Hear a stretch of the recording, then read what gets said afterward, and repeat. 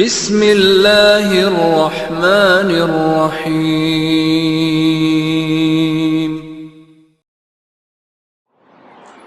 الحمد لله والصلاة والسلام على رسول الله أما بعد அன்புக்குரிய எல்லாம் வல்ல அல்லாஹ் தஆலாவின் நல்லடியார்களே, புனிதமிக்க ரமலானுடைய மாதத்தின் 26வது நாள் அதிகாலை தொழுகையை நிறைவேற்றிவிட்டு நாம் எல்லோரும் அமர்ந்திருக்கிறோம். அல்லாஹுடைய அருட்கொடைகளும் நன்றி மறந்த மனிதர்களும் என்கிற தொடரினூடாக அல்லாஹ் எமக்கு செய்திருக்கிற நிறைய நியாமத்துக்களை பற்றி நாம் யோசித்து வருகிறோம். அந்த அடிப்படையில் தான் இந்த யோசனைகளையும் சிந்தனைகளையும் எங்களுக்கு வழங்கி எங்களுடைய உடலை ஒரு அரசனாக இருந்து இயக்கிக் கொண்டிருக்கிற எங்களுடைய மூளை என்று சொல்கின்ற பிரெயினுடைய அந்த ஞானத்தை பற்றி நாம் கொஞ்சம் யோசிக்க கடமைப்பட்டிருக்கிறோம். அன்றாடம் எல்லா செயற்பாடுகளையும் செய்கிறோம், எல்லா உணர்வுகளையும் அனுபவிக்கிறோம், எல்லாவற்றையும் நினைவு வைத்துக் கொள்கிறோம். ஆனால் இந்த உடலினுடைய இந்த ஒட்டுமொத்த இயக்கத்திற்கு பின்னால் அல்லாஹ் தஆலா வைத்திருக்கிற அற்புதம் மிக பெரியது. மனிதனுடைய மூளையினுடைய அமைப்பை பொறுத்தவரை மனித உடல்களில் இருக்கிற எல்லாவற்றுக்கும் இன்றைய நவீன மருத்துவ உலகத்தில் மாற்று சிகிச்சைகள் செய்து கொண்டிருக்கிறார்கள். ஆனால் மனிதனால் அல்லது மனிதனுடைய கண்டுபிடிப்புகளால் இதுவரைக்கும் சாத்தியப்படாத ஒரு விஷயம்தான் மனித மூளை மாற்று சத்திர சிகிச்சை என்பது. ஏனென்றால் மனித மூளையை பொறுத்தவரை சுமார் 86,000 தொடக்கம் 100 பில்லியன் வரைக்குமான நரம்பு மண்டலங்களை கொண்டு அல்லாஹ் தஆலா அதனை அமைத்திருக்கிறார். கிட்டத்தட்ட ஆக குறைந்த 86 பில்லியன் நரம்பு மண்டலங்கள் எங்களுடைய அந்த சிறிய மூளைக்குள் இருக்கின்றன.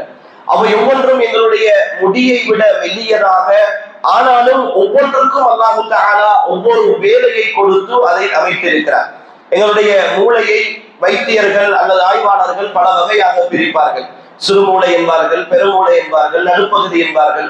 ஒவ்வொரு பகுதியும் மனிதனுடைய சிந்தனையில் ஒவ்வொரு ஆற்றலை விளங்கப்படுத்துகிறது.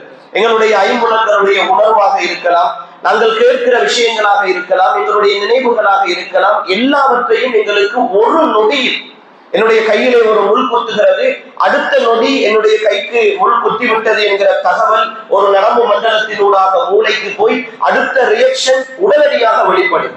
இப்படித்தான் அல்லாஹ் தஆலா அமைத்திருக்கிறார்.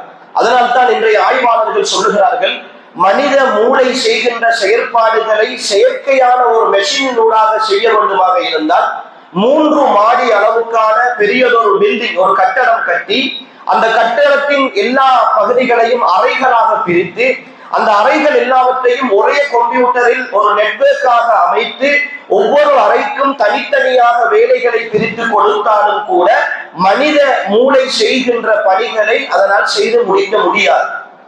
அந்த அளவுக்கான ஒரு அற்புதத்தை தான் அல்லாஹ் தஆலா எங்களுடைய தலைக்குள்ளே வைத்து மூளை என்று அதை இயக்கிக் கொண்டிருக்கிறார்.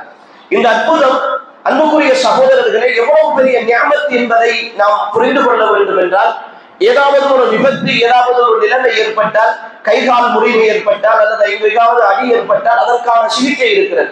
ஆனால் மூளை சாவடைந்து விட்டால் அடுத்த கட்டம் அந்த மனிதன், அதற்கு பிறகு அவன் கோமா நிலைக்கு போய்விடுவான். அதற்கு பிறகு அவனால் மீண்டு வர முடியாத கட்டம்தான் இருக்கும். எனவேதான் மூளை சாவடைந்த ஒரு நோயாளியை உடனடியாக அவருடைய உறுப்புகளை தானம் செய்யுமாறு வைத்தியர்கள் வேண்டுவார்கள். இப்படியெல்லாம் இருக்கிறது. ஆனால் அன்புக்குரியவர்களே, எங்களுக்கு அதனுடைய பெருமானம் தெரியாது. கொஞ்சம் கண்மூடி யோசித்து பாருங்கள்.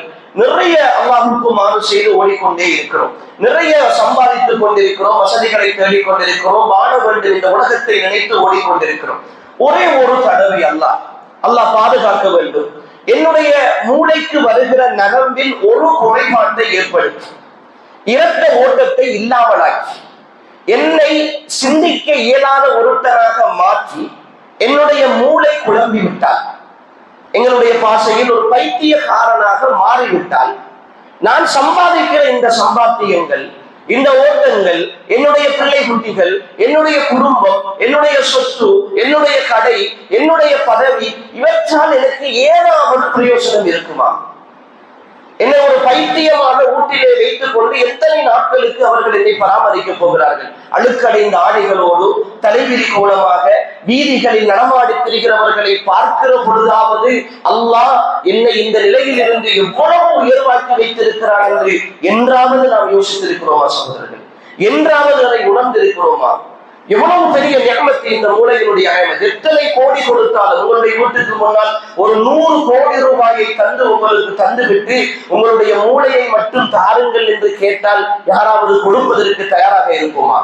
யாராவது அதை கொடுத்து விட்டு பைத்தியமாக செய்வதற்கு தயாராக இருப்போமா?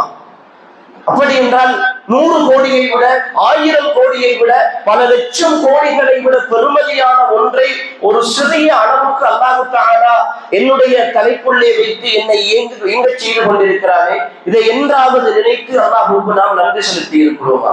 என்றாவது நாம் யோசித்தாவது பார்த்திருக்கிறோமா? எத்தனை விதமான விஷயங்கள் வைத்தியர்கள் சொல்லுகிறார்கள். ஒரு மனிதனுடைய மூளையை சத்திர சிகிச்சை செய்ய வேண்டுமாக இருந்தால் 12 சோடி நரம்புகள், பிரதான நரம்புகள் இருக்கின்றன.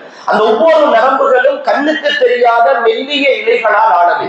அதை ஒன்று சேர்த்து பொருத்த முடியாத காரணத்தினால் தான் இன்று வரைக்கும் மூளையை மாற்றுதல் என்பது வைத்தியத்துறையினுடைய பெரும் சவாலாக இருக்கிறது. இதுவரைக்கும் இருக்கிற நவீன வைத்தியத்துறையால் இன்னும் அதை சரி செய்ய முடியவில்லை.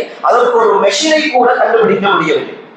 அப்படி பெருமதியான ஒரு விஷயத்தை அல்லாஹ் ஒரு ரூபாய் கூட செலவழிக்காமல் மூளைக்கென்று யாராவது காசு செலவழித்திருக்கிறோமா?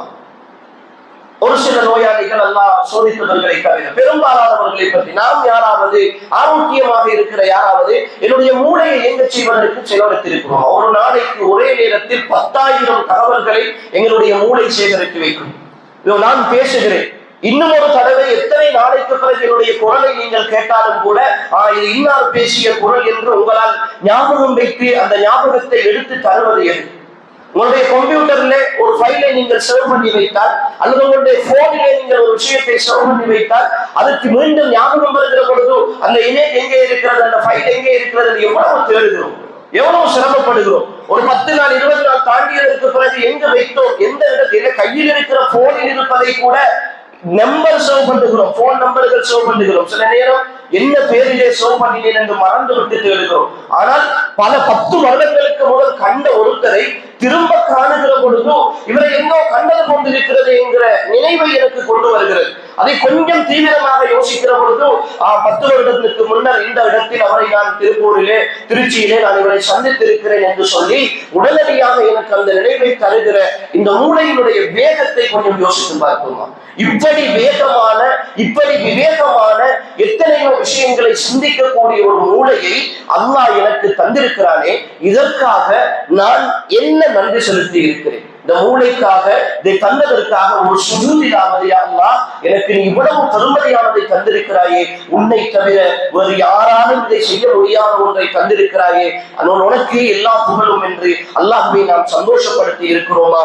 எனவே அன்புக்குரிய சகோதர சகோதரிகளே, இந்த விஷயத்தை கொஞ்சம் நாம் ஆழமாக யோசிக்க வேண்டிய கடமைப்பாட்டோடு இருக்கிறோம். உடலின் ஒவ்வொரு உறுப்புகளை பேசி வருகிற பொழுதும் கூட ஒரு உறுப்புக்காக ஓராண்டுகள் அல்ல எம் வாழ்நாள் முழுக்க சுஜூதிலே இருந்தாலும் கூட அல்லாஹ்வுக்கு நன்றி செலுத்தியவர்களாக நாம் மாற மாட்டோம். இருந்தாலும் அல்லாஹ் தஆலாவுடைய தூதர் ஸல்லல்லாஹு அலைஹி வஸல்லம் அவர்கள் நன்றி செலுத்த வேண்டிய முறையை எங்களுக்கு கற்றுத் தந்திருக்கிறார்கள். எனவே இந்த விஷயங்களின் ஊடாக நாங்களும் நன்றி உள்ளவர்களாக இருக்க வேண்டும். அல்லாஹ்விடத்திலே பிரார்த்தனை செய்யக்கூடியவர்களாக இருக்க வேண்டும். அடிக்கடி அல்லாஹ்வை புகழ்ந்து கொண்டு அவனுக்கு கட்டுப்பட்டு நடக்கக்கூடியவர்களாக இருக்க வேண்டும். எல்லாம் அல்லாஹ் தஆலா என்னையும் உங்களையும் அவனுடைய அருள்களை உணர்ந்து செயல்படக்கூடிய நல்லடியார்கள் கூட்டத்தில் சேர்த்தருள்வானாக.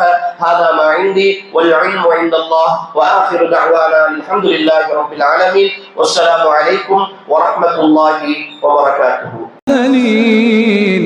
والحمد لله رب العالمين.